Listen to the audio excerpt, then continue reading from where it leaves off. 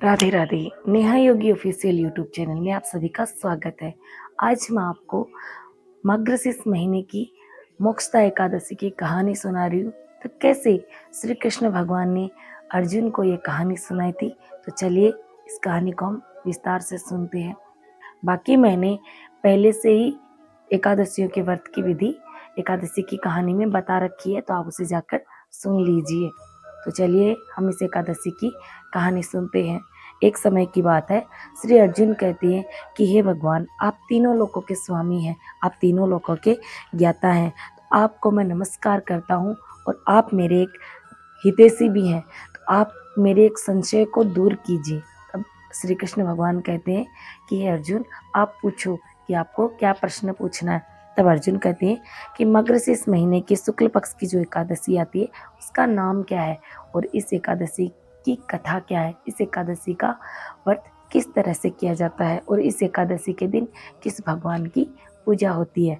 तब श्री कृष्ण कहते हैं कि अर्जुन, आपने मुझसे बहुत ही सुंदर प्रश्न किया है।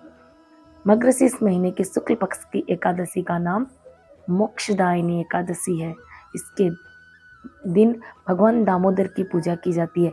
धूप दीप नैवेद्य से आज के दिन भगवान दामोदर की पूजा की जाती है। तो हे अर्जुन, आपने जो प्रश्न किया है वो मोक्षदा एकादशी का बहुत ही सुंदर आपको एक मैं कथा सुनाता हूँ। तो वही कथा हम भी सुनते हैं। तो चलिए ध्यान से सुनिए। एक समय की बात है कि एक मैं आपको पुराण की कथा सुनाता हूँ, ऐसा भगवान श्री कृष्ण कहते हैं कि एक समय की बात है, एक बार प्राचीन काल में गोकुल नगर में एक वेखानस नाम का राजा निवास करता था। राजा के राज्य में सभी लोग बहुत सुखी थे।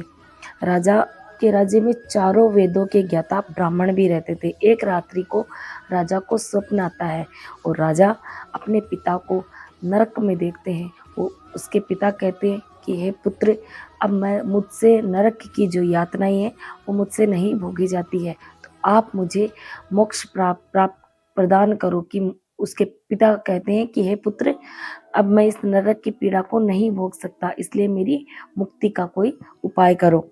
तब सुबह जब राजा की आँख खुलती है तो वो बहुत ही दुखी होते हैं और उसने अपने सभी ब्राह्मणों को बुलवाया और राजा ने जो रात को स्वप्न देखा वो स्वप्न सारा विस्तार पूर्वक सभी ब्राह्मणों को बताया कि हे ब्राह्मणों, मैंने अपने पिता को रात को नरक में देखा है और मेरे पिता अब मुझसे मुक्ति का उपाय पूछ रहे हैं।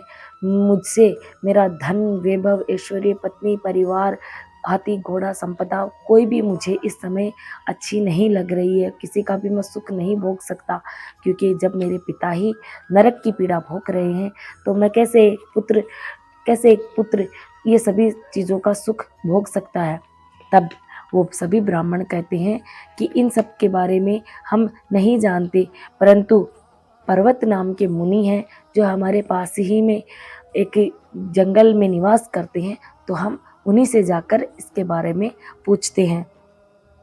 तब राजा पर्वत मुनि के आश्रम में जाते हैं और पर्वत मुनि से पर्वत मुनि को दंडवत प्रणाम करके राजा उनके समीप बैठते हैं।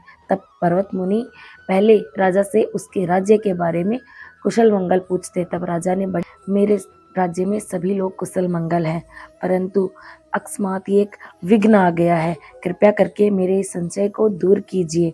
ऐसा सुनकर पर्वत मुनि ने एक मुहूर्त के लिए अपने नेत्र बंद कर लिए और भूत भविष्य को विचारने लगे। फिर राजा से बोले कि मैंने अपने योग बल के माध्यम से आपके पिता के समस्त कुकर्मों का ज्ञान प्राप्त कर लिया है। उन्होंने पूर्व जन्म में कामातुर होकर सोच के कहने पर अपनी दूसरी रानी को ऋतुदान मांगने पर भी नहीं दिया। उसी पाप के कारण तुम्हारे पिता नरक भोग रहे हैं। तब राजा बोले कि हे भगवान, आप मेरे पिताजी के उद्धार के हेतु मुझे कोई उपाय बतलाइए।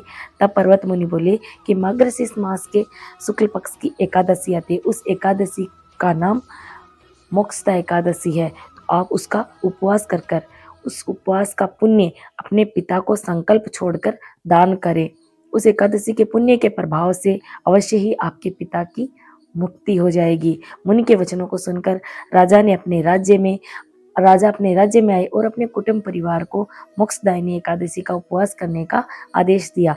तब उस उपवास के पुण्य को राजा अपने समस्त कुटुंब के साथ में अपने पिता को दान किया, अर्थात संकल्प छोड़ दिया। उस पुण्य के प्रभाव से राजा के पिता को मुक्ति मिली और स्वर्ग को वो गए। स्वर्ग में जाते हुए उन्होंने अपने पुत्र से बोला कि हे पुत्र, तेरा कल्याण हो, और ये कहकर वे स्वर्ग को चल गए।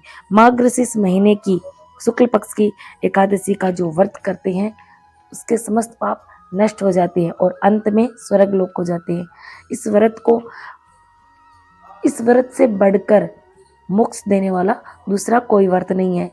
इसकी कथा सुनने से व पढ़ने से वाजपेयी यज्ञ के बराबर फल मिलता है और ये व्रत मोक्षदायिनी, मोक्ष देने वाला और चिंतामणि के समान है। तो सभी बोलिए एकादशी मैया की जय हो। आप भी अगर इस एकादशी का व्रत कर रहे हैं तो उसका संकल्प लेकर अपने पितरों को दान अवश्य करें, ताकि भूलवश कोई भी पितृ नरक की यातना भोग रहे हैं तो इस एकादशी के प्रभाव से हमारे पितरों का उद्धार हो सकता है। तो बोलिए राधे राधे। इस एकादशी का व्रत किस तरह से किया जाता है वो मैंने आपको कथा के माध्यम से समझा दिया। इस दिन भगवान दामोदर की पूजा होती है। धूप दीप नैवेद्य से आप भगवान दामोदर की पूजा कीजिए और इस एकादशी का व्रत करके अपने और अपने पूर्वजों का उद्धार कीजिए। जय श्री राम। कहानी आपको कैसी लगी कमेंट करके हमें ज़रूर बताइए। चैनल पर नए हैं तो कृपया करके चैनल को सब्सक्राइब ज़रूर करें। राधे राधे।